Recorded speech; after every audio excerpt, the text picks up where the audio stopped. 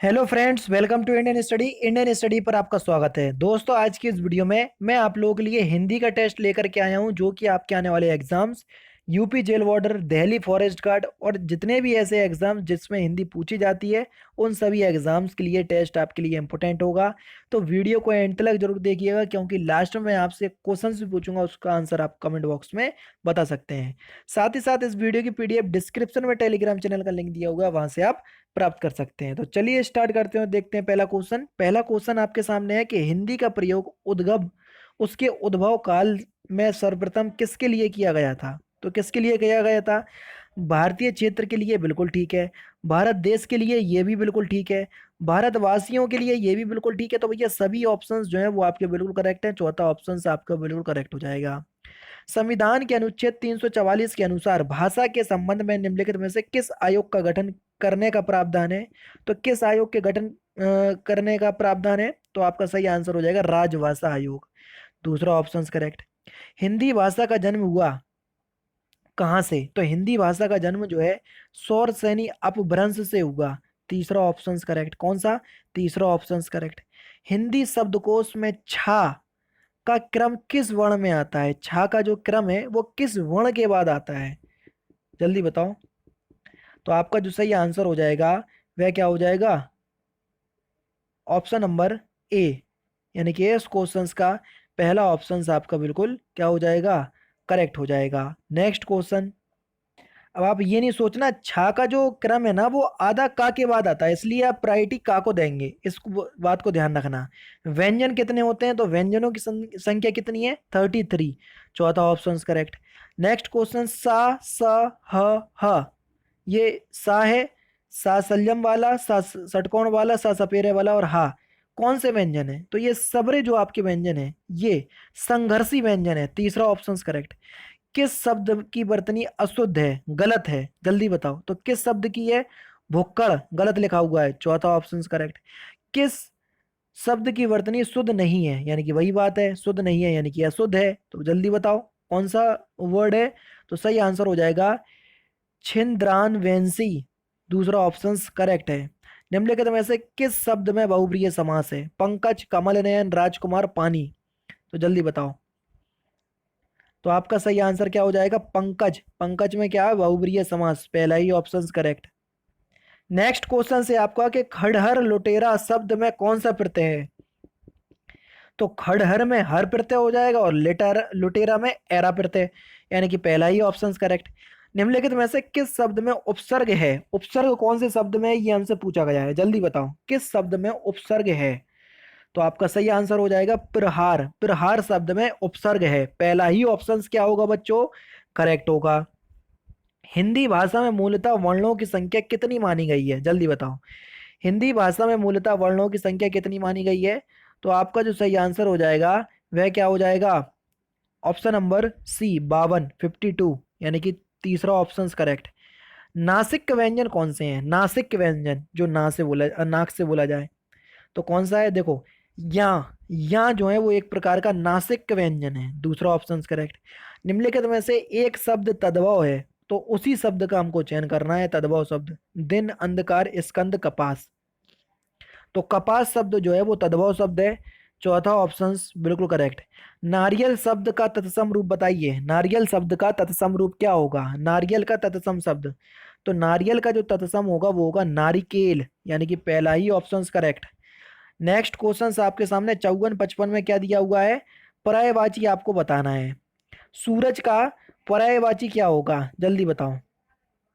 सूरज का पर्यायवाची, तो सूरज का पर्यायवाची क्या हो जाएगा? तरणी। तरणी जो है वो सूरज का पर्यायवाची होगा। जल्दी का पर्यायवाची, जल्दी का पर्यायवाची क्या होगा? तो जल्दी का पर्यायवाची होगा समुद्र। दूसरा ऑप्शन करेक्ट। नेक्स्ट क्वेश्चन 56 से 57 तक आपको क्या करना है? चार शब्द दिए हैं, विलोम शब्द आपको बताना है। बंधन का विलोम शब्द क्या होगा? 56। बंधन का विलोम शब्द क्या होगा? तो बंधन का विलोम शब्द हो जाएगा त्याग। चौथा ऑप्शन करेक्ट। नस्वर का विलोम शब्द क्या होगा? नस्वर का विलोम शब्द, तो नस्वर का विलोम शब्द हो जाएगा शाश्वत। तीसरा ऑप्शन करेक्ट। कौन सा? तीसरा ऑप्शन करेक्ट।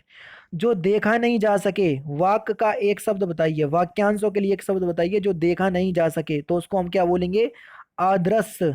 दूसरा ऑप्शन करेक्ट।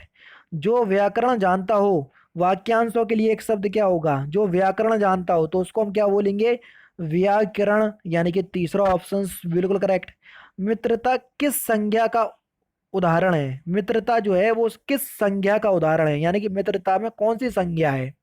तो मित्रता में भाववाचक संज्ञा है बच्चों, कौन सी, भाववाचक संज्ञा, पहला ऑप्शन करेक्ट। निम्नलिखित में से वाक्यों में क्रिया विशेषण युक्त वाक्य कौन सा है, ये हमसे पूछा गया है। क्रिया विशेषण वाक्य हमसे पूछा है, तो जल्दी बताओ कौन सा वाक्य क्रिया विशेषण है। हवा धीरे धीरे बह रही है, तो यहां पर क्रिया विशेषण वाक्य है ये, तीसरा ऑप्शन करेक्ट। लिंग की दृष्टि से दही शब्द कैसा है, तो जो दही शब्द है ना वो एक प्रकार का पुल्लिंग शब्द है, कैसा शब्द है, पुल्लिंग, दूसरा ऑप्शन बिल्कुल करेक्ट। कारक के कितने भेद होते हैं, यानी कि कारक कितने प्रकार का होता है, कर्ता कारक, कर्म कारक, करण कारक, संप्रदान कारक, अपादान कारक, इस अधिकरण कारक, इस प्रकार से कितने कारक होते हैं, तो कारक के कितने भेद होते हैं, तो कारक के जो भेद होते हैं 8 भेद होते हैं, चौथा ऑप्शन करेक्ट। विशेषण के कितने रूप होते हैं, विशेषण के कितने रूप होते हैं, तो विशेषण के कितने रूप होते हैं, तो आपका जो सही आंसर हो जाएगा 4 रूप होते हैं विशेषण के, तीसरा ऑप्शन आपका बिल्कुल करेक्ट। 65 और 66 में आपको क्या करना है, शुद्ध वाक्य आपको पहचानना है। अब देख लो आपके सामने ये 4 ऑप्शंस दिए हुए हैं, इन 4 ऑप्शंस में से कौन सा वाक्य शुद्ध है वो आपको बताना है, जल्दी बताओ, चारों ऑप्शंस पढ़ो आराम से, शुद्ध वाक्य बताओ। बातें करते करते हमने रात बिता दी, पहला ही ऑप्शन आपका बिल्कुल करेक्ट है, बिल्कुल शुद्ध है, बिल्कुल राइट है।